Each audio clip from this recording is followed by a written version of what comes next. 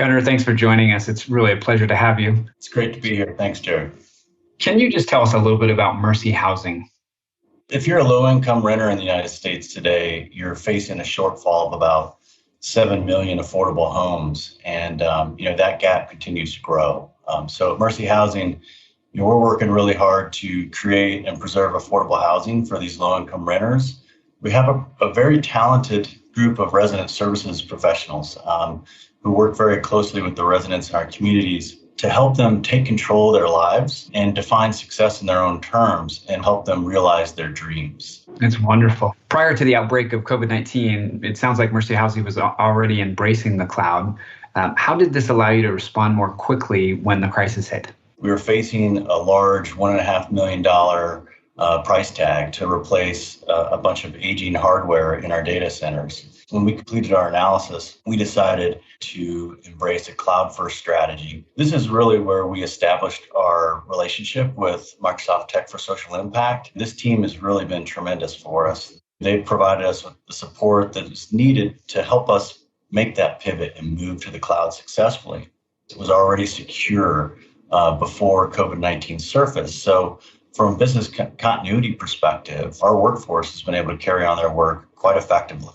Teams has been a really critical platform for us. Through the video calls, it really has allowed us to maintain that personal connection with our teammates. And we've got to get over those things like, don't worry about, the dog running behind you in the background or the kids popping in. I think for us, that's actually helped strengthen that personal connection because you get to know people a little bit better. So really just encouraging people to turn the video on. We want to see your smile.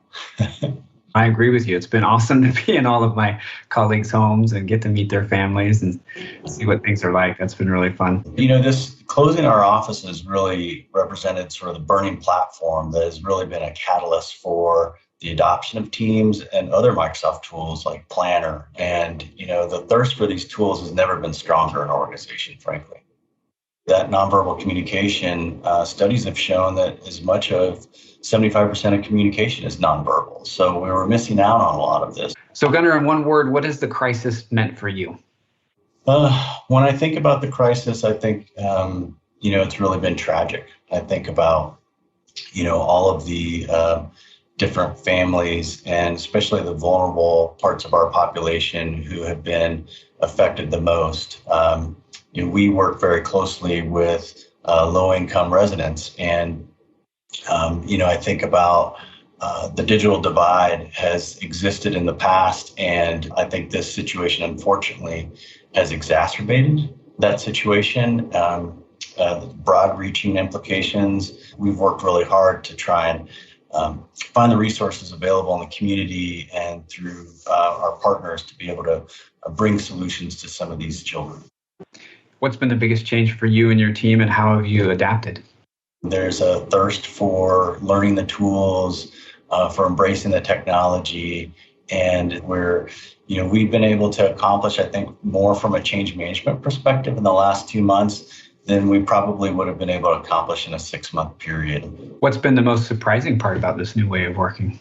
Well, I think I've been very surprised at how some members of our leadership team have been so excited to embrace some of these technologies. Because I think what's happened, Jared, is that we've proven that not only can we do our jobs from home in most cases, but we can do them quite effectively. And we can maintain that personal connection by using video conferencing on Teams. We're able to collaborate, just like we're in the office, but we're doing it from home. And do you think over time that Teams will help you to either expand the scope of the services that you can offer or even reach more people than you have been able to in the past?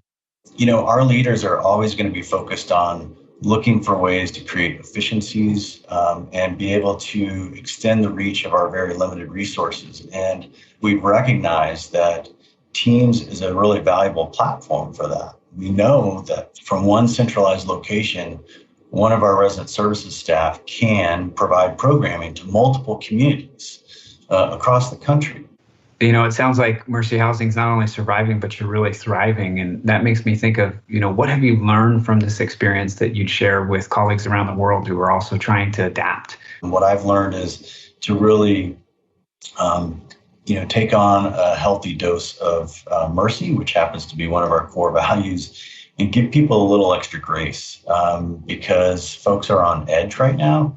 And, they may be taking things a little bit differently than they have in the past. I love it. Those are great suggestions. And I hope that your idea of having a bit of mercy and grace for each other will continue well beyond the crisis. That would be a very nice outcome from what we're experiencing. Thank you so much for the time, Gunnar. We really appreciate it. And we look forward to working with you in the future. Thank you, Jared. My pleasure.